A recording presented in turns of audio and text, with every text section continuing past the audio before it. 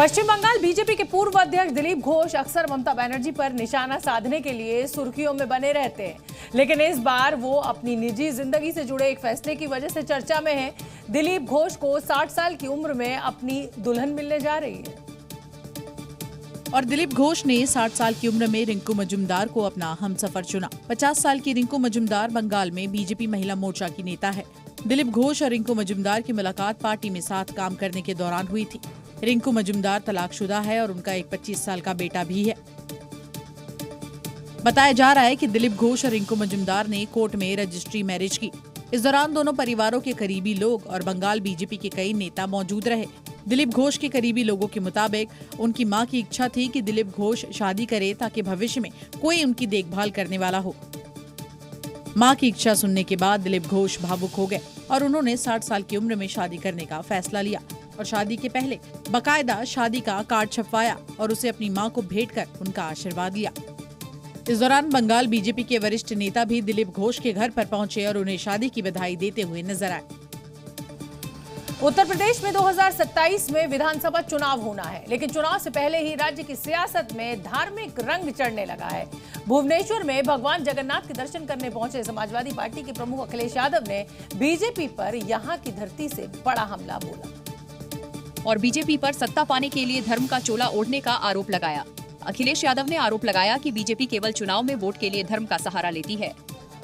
ये भारतीय जनता पार्टी धर्म पे नहीं चलना चाहती है। धर्म पे इसलिए चलना चाहती है क्योंकि उन्हें सत्ता पाना है।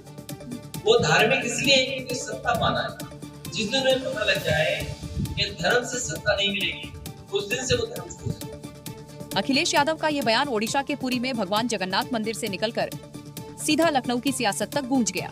अखिलेश यादव ने पुरी में जय जगन्नाथ का नारा लगाकर इशारों ही इशारों में सीएम योगी को चुनौती भी दे डाली।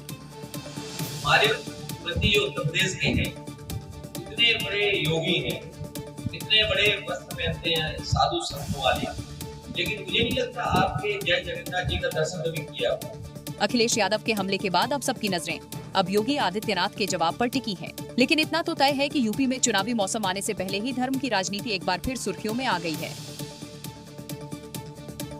और अब हम आपको मध्य प्रदेश की एक ऐसी बीजेपी विधायक से मिलवाने जा रहे हैं जिनकी भगवान से सीधी बातचीत होती है और ऐसा दावा वो खुद खुले मंच से कर रही हैं।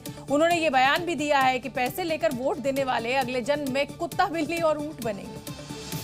ये हैं पूर्व मंत्री और महू से बीजेपी विधायक उषा ठाकुर। भगवान से मेरी सीधी बातचीत है, विश्वास करना मेरा।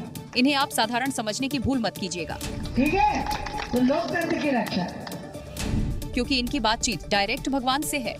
ये दावा माननीय विधायक जी खुद कर रही हैं। भगवान से मेरी सीधी बातचीत है, विश्वास करना मेरा। भगवान से मेरी सीधी बातचीत है, विश्वास करना मेरा। सुना आपने, माननीय विधायक जी का सीधा संपर्क भगवान से है। बात इतनी सी ही नहीं है। बीजेपी विधायक तो जन्मों का लेखा जोखा भी रखती है, तभी तो अगले जन्म की भविष्यवाणी भी कर रही है। पर वोट डालते समय अपना ईमान मत गवाओ। वोट तो भारतीय जनता पार्टी को ही देना। ये जो गिलासधारियों के पैसे लेके, साड़ी लेके, गिलास लेके, दारू लेके जो तटस्थ हुए, वो सब अपनी डायरी में लिख लेना पक्का। अगले जन्म में दिख रहा ना आपको ऊंट, भेड़, बकरी, कुत्ते, बिल्ली, जो लोकतंत्र बेचेगा वो यही बनने वाले हैं, पक्का लिखना।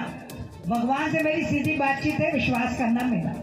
बीजेपी विधायक उषा ठाकुर ने खुलेआम मंच से ये अजीबोगरीब बयान दिया है। उनके मुताबिक जो लोकतंत्र बेचेंगे वो अगले जन्म में ऊंट, बकरी, भेड़, बिल्ली जैसे जानवर बनेंगे। बहरहाल बीजेपी नेता का ये बयान सियासी गलियारे में सुर्खियां बटोर रहा है।